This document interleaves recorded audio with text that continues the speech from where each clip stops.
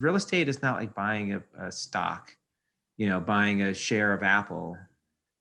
It's buying like a living and breathing asset that you have to work every day. And that's what we pride ourselves on. We have a great team with us, who, we can never be successful without that team, who does all of our asset management and property management and leasing and accounting and all the back office and investor relations and communications, all that stuff. And this team, what we all have agreed to do is kind of roll up our sleeves every day to create value for our investors. I am Christina Suter, and this is the Real Estate Breakthrough Show, where we talk about the reality of real estate, the mindset you need in order to face the reality of what it is, and tips and tricks to get you moving forward in investing. I am your host, Christina Suter. So I have with me LBX Investments. Now, LBX Investments is a lovely business, but I'm lucky to have with me Philip Block and Robert Levy. Let me tell you a little bit about LBX Investments and what they're up to, and then we got to hear a little more about their background and who they are as individuals. LBX Investments is a diversified commercial real estate investment firm led by former public company executives and backed by an industry-leading asset manager. We take a proprietary research-driven approach to identifying and investing opportunistically in mispriced assets. LBX Investments has a robust platform that oversees leasing, property management, asset management, construction, marketing, finance, and accounting efforts. We offer our investors, partners, and stakeholders best-in-class institutional quality reporting and work to make investments with consistent current cash flow, equity upside, and strong downside protection for our partners.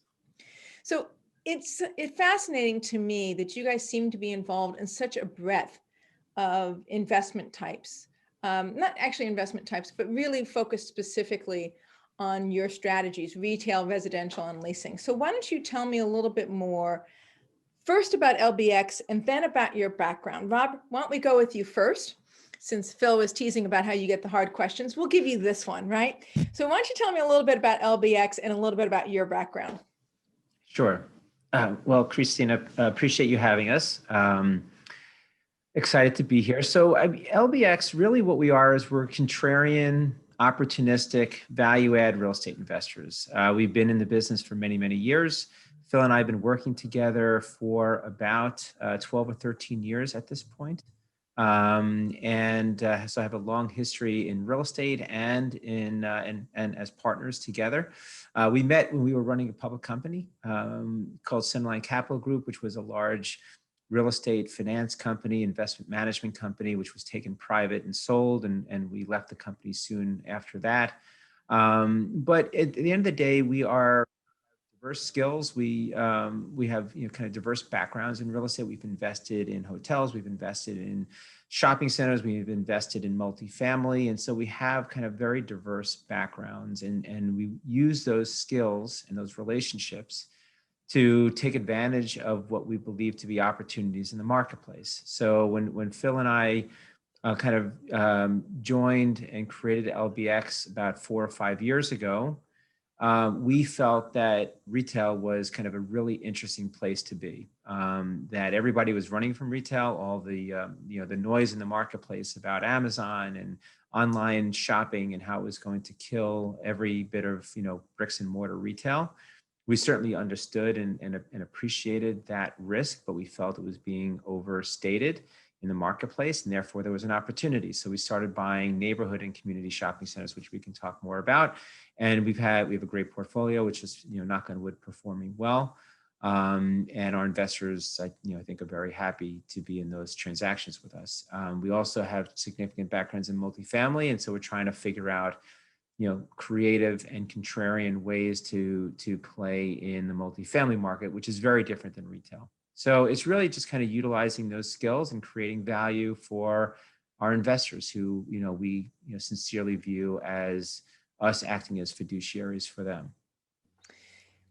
It sounds like a very grounded and very thoughtful approach. One of the things I've noticed in your holdings, at least based on what research I've done, is you do seem to have retail. You don't seem to really specialize in the very small mom and pop C-grade strip malls when you talk retail. you guys seem to have a very specific class in retail that you're looking to purchase. So why don't you tell me more about that? I'm seeing some pretty good anchor tenants that you guys seem to have in your portfolio. Sure. I guess, yeah, I could start.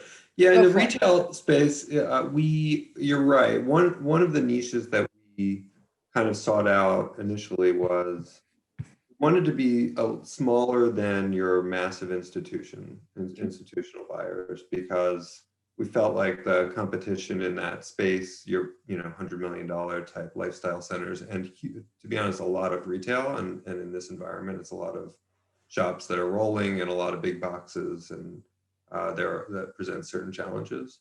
So on that side, it was, we didn't want to go too large. And on the smaller end, you deal with, as you mentioned, kind of mom and pops. You have local buyers that, in 1031 exchanges that buy stuff that doesn't make a ton of sense to us. And you don't have the type of support that you can get with some of your more traditional anchor tenants.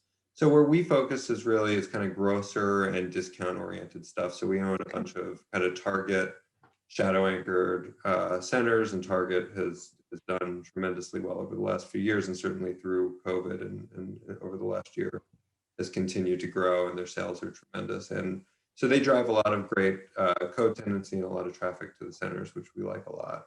We have like the Rosses of the world and Marshalls, TJ Maxx, that type of tenancy. And then, Kroger's and Publix and the grocers that have done really well. And so you have those kind of as your box.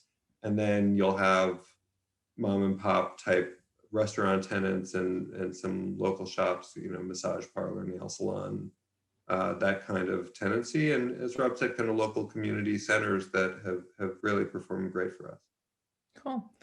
Thank you for answering that. I'm going to ask you two questions that have nothing to do with each other. One is, tell me a little bit about your personal background in real estate, Phil. And then I want to ask a little bit more about what is it that you guys use to try to determine purchasing what you call that mid section in retail. So tell me a little bit about your background first. Sure. Well, I started my career in investment banking, in real estate investment banking. So we were raising capital for operators like what we do now. And we raised one of our largest clients. We'd raised a lot of money for a mezz fund that was focused on anchored retail development, capital. And I left with my team, and we started a spinoff of Dominion where we were raising the rest of the capital stack. So they were investing a mezz slug into Kroger anchored centers and some large power centers.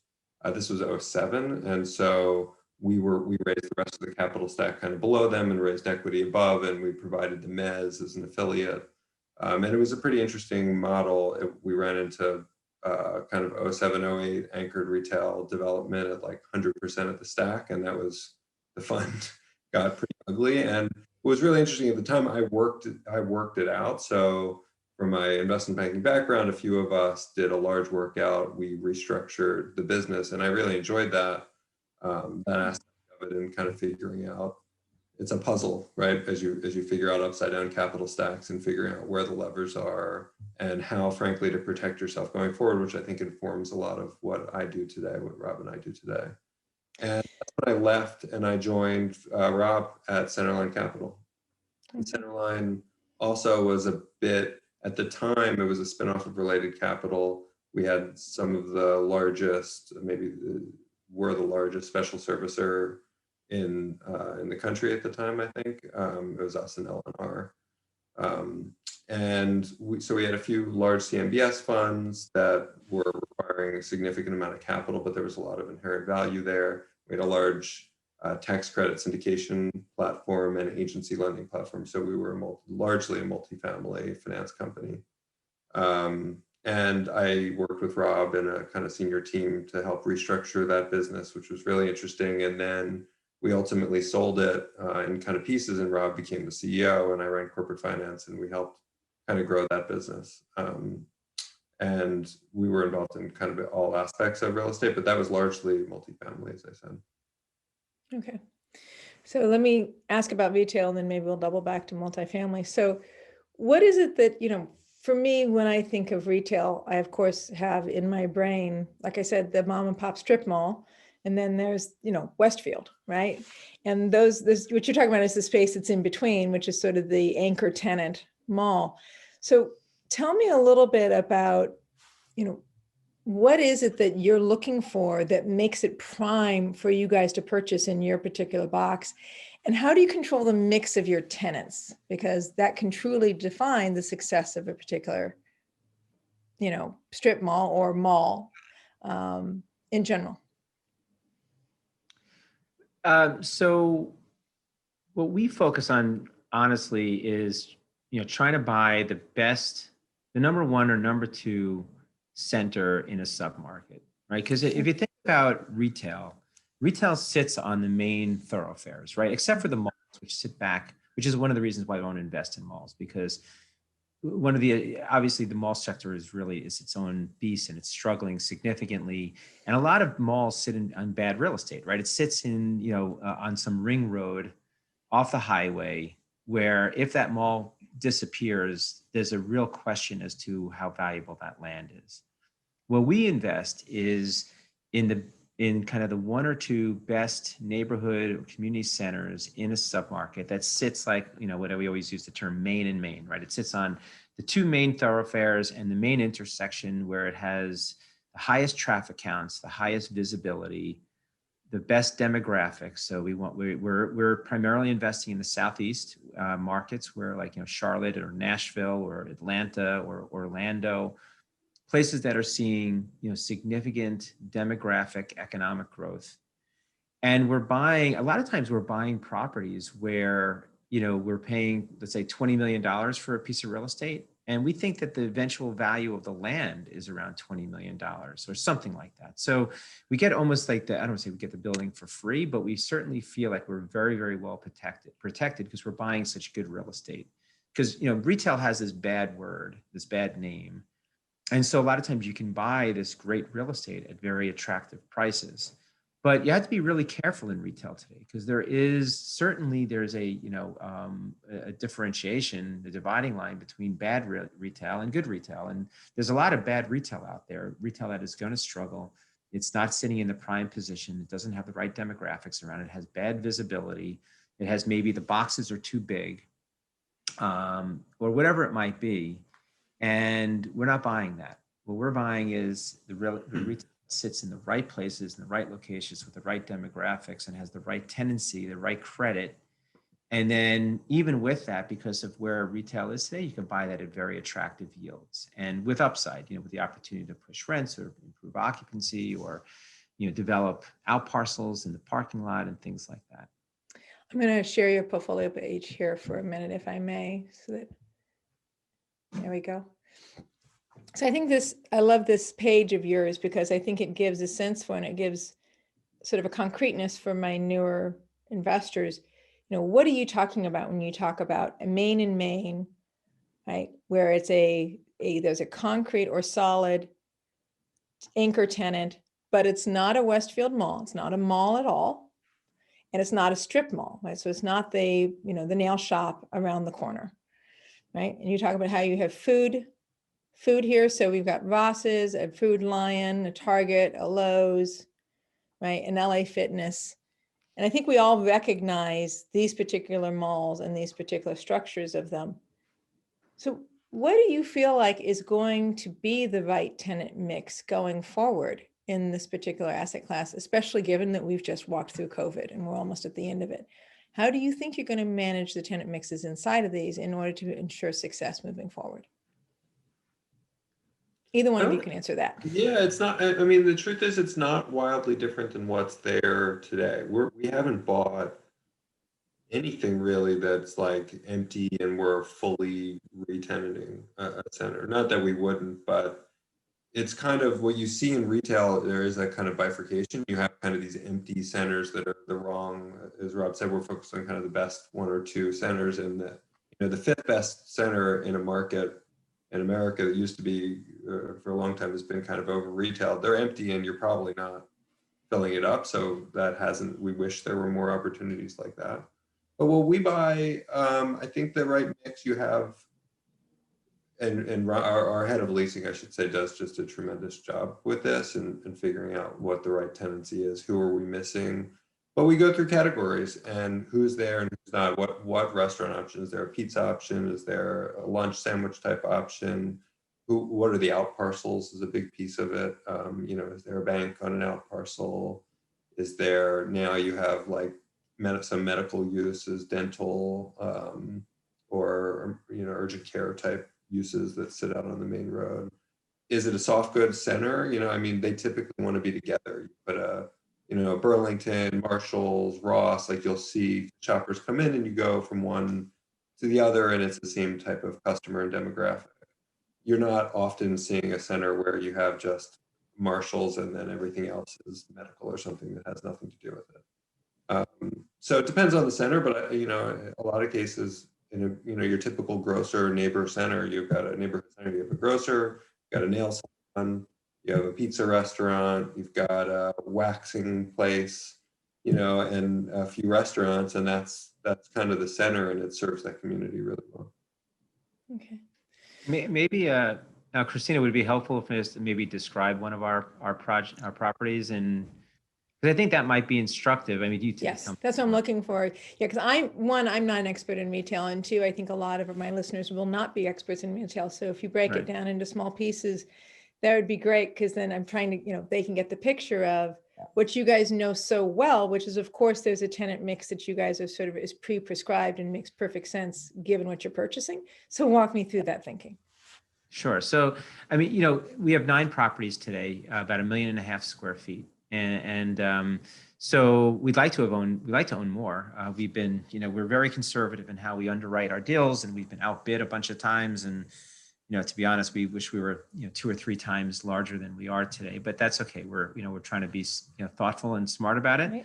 Right. But we do own 9 centers, again, throughout the Southeast, and I'll just pick one of them. We really could talk about any of them, but one of the first ones that we bought was a deal in Orlando. So it has over 100,000 cars a day passing by the center. It sits in just like one of the best intersections in one of the submarkets of Orlando. It sits about a mile south of the University of Central Florida, which, if anybody doesn't know that, it's like the largest university in the country right now. It has like 65,000 students or something crazy. And continuing to grow. The state is putting a lot of money into the university. So, and then also on the other side, kind of in between our project and the university, there is a major kind of research park, a business park that has a lot of major, engineering technology firms. So it's like there's a bunch of, I guess my point is there's a bunch of economic and demographic drivers in this market, and population growth is significant. Income growths are very high. We have, as I said, tremendous traffic counts at the center. So it's this is what I was talking about before. It's about 20 acres, the site, and we purchased it for about $20 million. And our view is that today, the value of that land is probably about $1 million an acre. So we feel like we almost bought the center for free. But it's close to 100% leased. It's and cash flowing great. We have a gym there. We have a couple, restaurants and pizza place and burger place, and we have a hair salon and a nail salon, etc. And on top of that, when we bought it, it had a number of what we call out parcels, which are these kind of smaller buildings out on the road. There was a taco. And it's called an Amscot, which is like a cash checking place. And a lot of times that real estate is very, very valuable because obviously it's sitting right out on the road. And so we can divide out that property or those properties on the road, and we can sell them at significantly more than we bought them for. So it's a bit of an arbitrage. So that's just a great deal for us. We bought it at a great price with a great yield going in. We're filling up the space that there was some vacancy when we first purchased it. We're filling up that space to close to 100%. We're pushing rents. When we bought it, the average rent was about $16 a square foot. We're renting space today at about $24, $25 a square foot. We sold off the Taco Bell. We sold off the Amscot and some other parcels at significant profit to our investors. And that's just a great long-term hold. That the value of that land will only continue to go up over time. That's a great example. Thank you. That makes it concrete for me, and other people aren't. I've never purchased retail for myself in my own portfolio. So thank you for that. So how do you treat your investors? How do you, I'm an investor. It's one of the things I do is I invest in syndications or in funds. And so how do you treat your investors? And I guess I could say, how do you protect them? How do we treat them well? I get, well, there's investor communication, there's preferred return, there's, how they securitize, so we do everything through LLCs. So the way it's structured, and let me just say at the top, we take our fiduciary duty very, very seriously. One of the things similar to kind of, as I was talking about at the beginning, we try to really bring an institutional mindset and discipline to what's really kind of a mom and pop business, and the kind of range of quality of sponsors and how people communicate. And investor communication is something I think we probably do better. We get kind of the reports from investors that we do a better job with that than just about anybody out there, and we take it really seriously. So we provide quarterly reports that detail, it's not just a kind of financial package, but Keith Binder, who runs investor relations for us, spends grueling hours putting this together with working with our asset managers and our accountants and with us to really detail what's going on at the center. These are the targets that we're trying to hit. Here's where we are. Here's what's working. Here's what's not working. Here's where we're behind. This is what the financials look like, and this is where we are relative to budget, and this is why. And we try to really do that every single quarter, so everybody knows and should have a really good feel where do you stand. And we also outline, hey, this is what we promised at the beginning, or what we projected, not promised, from a distribution standpoint. And this is where we are, right? We said we'd be here, we're here, here's why, and we think we're gonna ultimately do better or worse. And this is what, fortunately, as Rob said, kind of knock on wood, things have been going well. So we're ahead of schedule on just about all of our projects, but we do take that very, very seriously. And in terms of how people sit, so we have an LLC, all investors sitting there. We sit side by side with our investors in the same entity. We have, we are not heavy fee guys. That's not how we run this business. It's not how we think about real estate. We are long-term investors in real estate, and we want to ultimately get paid on the back end. If we execute, we're IRR driven for our investors, and we'll make our money on the back end and promote as typical syndicated type model. And so that entity kind of sits to the side, but our investors get all of their capital back, and it depends on the project, but typically we have a hurdle of somewhere around an 8, and then we get capital beyond that. Lovely, thank you. I appreciate that. So let's talk a little bit about your residential. So I can see here that you guys, how much of you guys invest in both. How much of your portfolio would you say is in the retail versus the more residential? So today, we just, so Phil and I have been in the apartment business, as we mentioned, for many, many years. We have struggled over the past few years to kind of find the right way to, to participate in multifamily. Pricing, as we all know, has gotten very aggressive. Cap rates are low, yields are low, and we just don't completely agree with a lot of the underwriting that's out there. There's always good real estate and good deals, but you have to, in our view, on the multifamily side, you have to look through just 1,000 deals to find a couple that really makes sense in our view. But to be honest, our conservatism has probably cost us some, right? Because there have been a bunch of good deals that have been done over the past number of years in multifamily, and maybe we've missed them. But so right now we are figuring out the best way to participate in multifamily, and one way is if we is to invest as a preferred investor in a multifamily.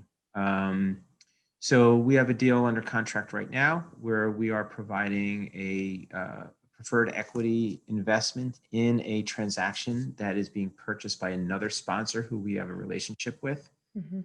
They asked us to come in as a co-GP in that transaction. We felt that although we like the real estate a lot and we like the submarket that it's in, we felt that the pricing was a little bit too aggressive for us and for our capital. So we said, instead of coming in as a co-GP, why don't we come in as a preferred investor at 85% of the purchase price? And that way we feel that we and our investors are well protected on the downside, and we still get a nice yield. So we're trying to figure out creative ways like that to participate. Now, on the other hand, as I said, there's always good deals out there, and you just have to really, really, kind of work hard to find them. And we have found a great deal, and so we are now under contract as a co-GP on a deal in Atlanta, a pretty large deal that multifamily property, a great asset in a great submarket just north of Atlanta. We think we're buying it at a very attractive basis, and we think that there's significant upside. And obviously there's some great growth in that, some of these submarkets around Atlanta. So we're excited about that transaction. So we're just trying to figure out creative and thoughtful ways to play in that space and to utilize our relationships and capabilities there. I know a little bit more about multifamily than I do about retail. And so it's good to hear your description, because it seems to me, when I invested in multifamily many a year ago, literally many a decade ago, originally, I could buy something here in Southern California. It was a 7 cap. I was relatively happy with it. I could get a loan for less than my 7 cap. Obviously, I was happy with that. And it was a profitable property and it cash flowed for me. And now I can't do that in Southern California and pretty much in most markets that I would want to invest in. But it looks like, and it sounds like that you guys are looking at, B grade in secondary and tertiary markets across the middle of the US. Does that seem about accurate? That's what I'm reading here. Not the middle. The rest was right. We're still focused on growth markets, where in the same way that we're focused on retail. So in growth markets throughout the Southeast, we're looking at Texas. We're open to some other growth markets. We love Denver, for instance, and some of the mountain states in the Pacific Northwest until kind of the last year or so were pretty compelling. But we are very much focused on, if you're in a good growth market, which has good demographic and population growth, we feel like over the long run, that's just very protective. Okay, that makes sense. So tell me, and this is going to sound probably cliche, but if I was a brand new investor, new, let's say, to the multifamily market, what are some of the things that I would want to make sure I watch out for? Well, I mean, I don't know if this is particular to multifamily. I think it's real estate, right? Good. I mean, Talk to me. That's good. right. Not to sound cliche. That's okay. Go for it. But I don't know. I just feel like I think, first of all, if you're investing as an LP, that means you're passive, and it means you're putting your entire investment in the hands of somebody else. And so, in my view, the most important thing is the horse is the jockey, not necessarily the horse, right? I mean, and I'm not saying the horse is not important; it certainly is. But there are good sponsors and there are bad sponsors. There are sponsors who really view themselves as fiduciaries, and there are sponsors who charge extraordinary fees and don't sit side by side with their investors. And I think that is, in my view, the first thing I would do as a passive investor is find those sponsors who I believe in and who I think, listen, not every piece of real estate is going to perform as we all hope, right? It's a risky business. It's a difficult business, as you said in your preamble, and it's not, it's a competitive business, and you want to invest with somebody who is going to be constantly looking out for your best interest and who is sitting side by side with you. So I think that's first thing. And second of all, everybody loves to use the cliche, you make the money on the buy, meaning that too much, you're not going to make money, and if you buy it at the right value, that's the critical piece, which I don't disagree with. Certainly you want to buy like any asset, right? You want to buy it at the lowest price possible. But I think what's most important, what Phil and I focus on is again, it's kind of the jockey. It's like those people who are going to roll up their sleeves every day and do all the day-to-day nitty-gritty stuff that it takes to create value in real estate. Because real estate is not like buying a stock, buying a share of Apple. It's buying like a living and breathing asset that you have to work every day. And that's what we pride ourselves on. We have a great team with us, who, we can never be successful without that team, who does all of our asset management and property management and leasing and accounting and all the back office and investor relations and communications, all that stuff. And this team, what we all have agreed to do is kind of roll up our sleeves every day to create value for our investors. And that's, especially in retail, but this is certainly true in multifamily as well. It's a tough business, and the people who are going to survive and do well are those who kind of take that extra, that extra step every day. So if I were a passive investor, an LP, those are the things that I would look for.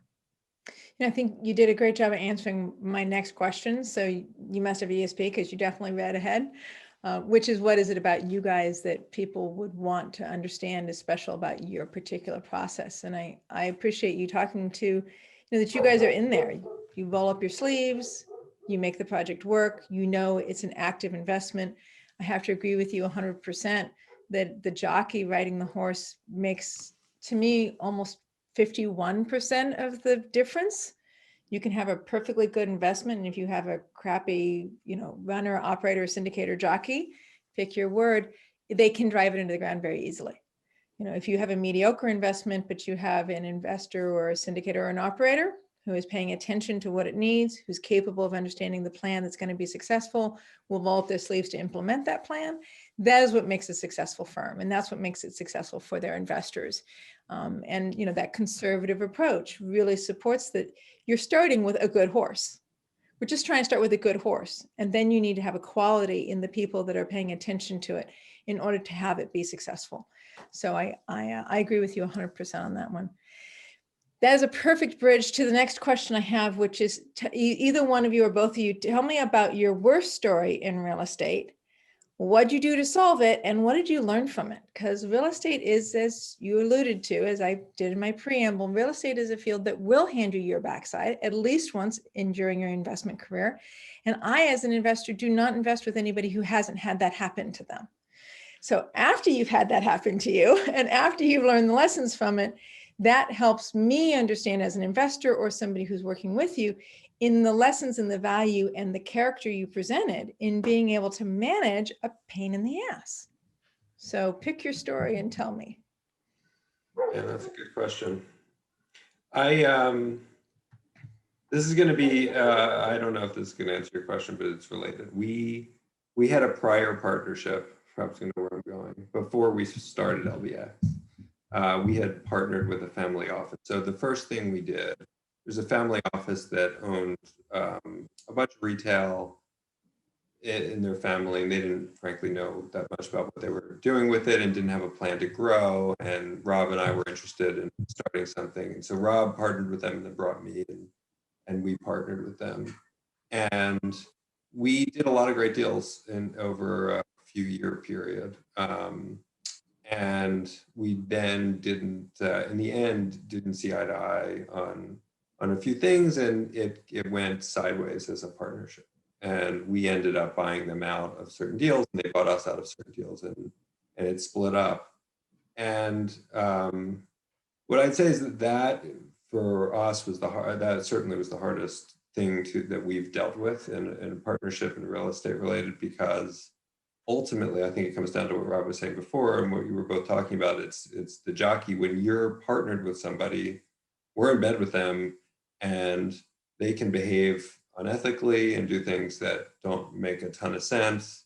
But especially in our legal system, if you have a lot of money and you're willing to do silly things, it can create a lot of challenges to protect our investors, because we had brought in a lot of investors in those deals, and that was the number one thing. We just wanted to make sure that at the end of the day, we got them their returns, or at a minimum, got them their capital back, which we were able to do, and then some. But dealing with that experience and working through, it was, a litigious situation, which ultimately we settled because there was nothing there, but it was that was the most challenging thing that we've faced, certainly.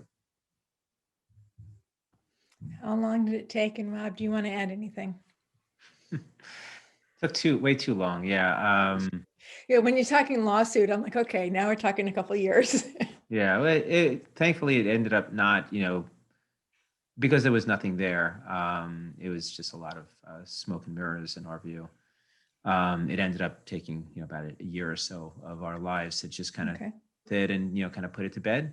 So, and Phil and I are certainly much better off for it and moving on, and, we're excited about what we're doing. So, yeah, I mean, I think Phil is right? I mean, picking the right partners, people that you trust and you like, and you have similar, similar views on real estate and how to treat your clients, your customers, your partners, et cetera, is very important. And so to answer your question, what I was thinking of is leverage. So I was the CFO of a public company, public real estate company, during the downturn of 07, 08, 09. And, and the thing that I learned is that, leverage is great when things are going well, and leverage is difficult when things are not. And so one of the things that Phil and I do, I think, we both come from both equity and debt backgrounds. And I think one thing we do very well is structure our transactions in a way that is not, we use leverage because it makes some sense, but we do it very conservatively and carefully, and we don't push leverage. We're low levered guys, and we're not kind of financially structuring deals to make returns. The real estate is making the returns, and we're not using the leverage to kind of push it and take too much risk. So that was my experience, and it wasn't just one deal, but it was a whole portfolio, a whole company that had just, had too much leverage on it. And we had to spend years working through that. And we got to the other side, which was great. We learned a lot, and we survived. And then we actually did very well after that. But certainly that 2 to 3 year period was difficult, and we learned a lot of lessons there. Yes, there are a lot of great stories or difficult stories or learning stories that come out of that 2007, 8, 9 period for many of us that were investors in that time. And the being able to weave your way through, what's my responsibility to this? What can I do with it? What's my responsibility to this? It's upside down, it's poorly leveraged, it's over leveraged. We're losing equity, not just, as well as having loans that are not performing or that we're not performing on, to be accurate. And, who do you choose to be? Do you unravel the mess, or do you walk away and leave it a mess and let your investors work it out? And it sounds like the important thing that people who would invest with LBX need to know is that you didn't walk away, that you straightened it out. You figure you kept in communication with everybody, and you worked it out in a way where you tried to make your investors as whole as possible, but you didn't walk away. Nope. The only thing we did was we lost a few years of our lives, and a little gray hair and all that stuff. A little gray hair, dude? Yeah. I mean, come on. I lived through that time period too. Maybe you were better prepared for it than some others, but. No, but it was good. I mean, listen, we all look back on it, and actually Phil and I always chuckle about, just the friendships that we created and what we learned during that period, and the people who we did partner with, who were great partners of ours. So, you become a better real estate investor when you survive and then eventually thrive through something like that. Yeah. Real estate will demand a lot of you. So now that we've laid the groundwork of why real estate can be lovely and, conservatism works, and why it can be a pain in the backside, why continue to do real estate as a way of you acquiring your financial freedom? mean, it sounds like, I mean, you guys are currently in, doing real estate, clearly. Yeah. You could, get a W-2 job. Clearly, you guys are both, deeply experienced and well-educated, but yet you continue to play this game. Why play it? What's the hope for your financial freedom? I think for me, I mean, I think both of us feel we worked for companies for a long time, obviously, and owning our own thing, building our own business, and working at, we've been close friends for, as Rob said, kind of 13 years now. And being able to do this with your friend and for the two of us to build our own business and answer to ourselves, right? We answer to a lot of investors and make sure that we do a good job. But day to day, we're answering to ourselves. We're investing in things that we like. We're not, coming in and asking for a paycheck, and that feels great. Obviously, when things are going well, it feels better than when times are tough. But we've been really fortunate. We got a great start to this, and we've built a really, really good business that's sustainable, and we built a great team around us.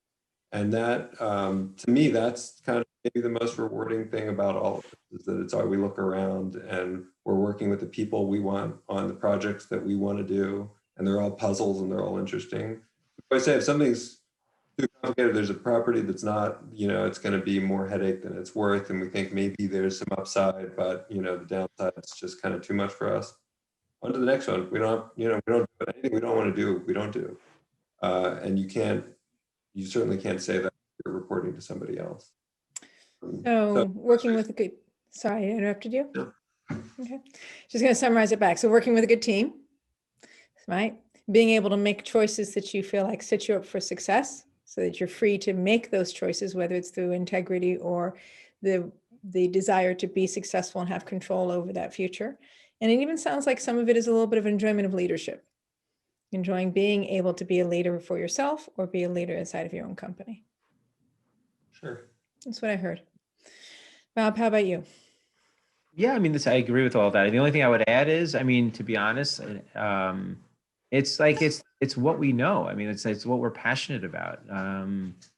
I've been in real estate for, I don't want to say the number of years because then everybody will know my age. But hey, look, I'm the one that's supposed to avoid saying the number of years, and then people guess my age. I've been turning 29 for a lot of years. Yeah. I think I've been turning 29 more years. No, quite more years than I've been alive yet. But go ahead. I hear you. Yeah. So, it's just what we know. It's what we're passionate about. It's who we know. It's where we can add value, right? Like if I went off and said, you know what, I want to open up a pizza parlor, maybe I could do it, but I'm not an expert in that, and I don't know the people in that space, and I don't, but here we are. This is where our expertise is. We know, hundreds and hundreds of people through the business, both on the finance side and on the equity side.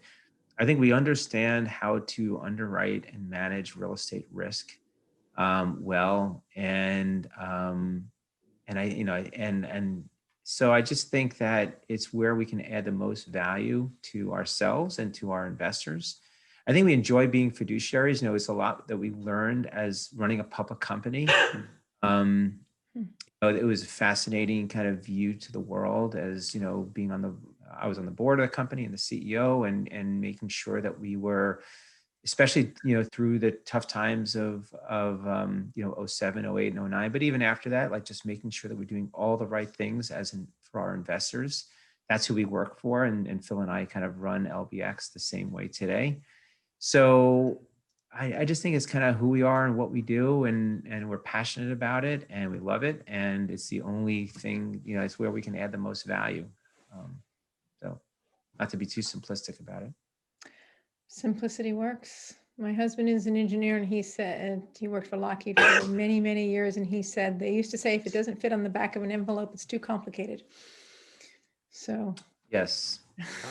So the old engineer back of the envelope quote. So what I heard you say is it has to do with doing what you love and doing what you're knowledgeable in, as well as being able to make a difference for others, take care of others.